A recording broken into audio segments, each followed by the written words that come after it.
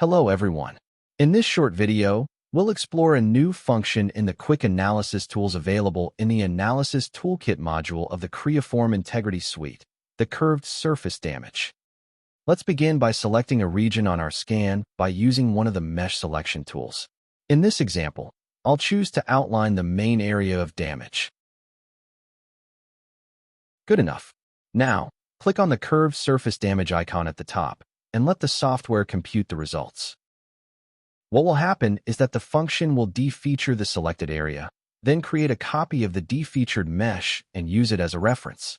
Finally, it will automatically generate a color map with all the detected damage features.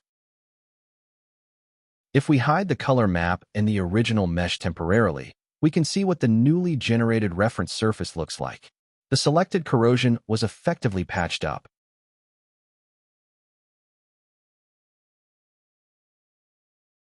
Lastly, if we want to add some annotations manually, we can do so by expanding the Report toolbar, then clicking on Deviation Annotations. To add these, simply point and click on the mesh in the 3D viewer. You can also reposition the annotations.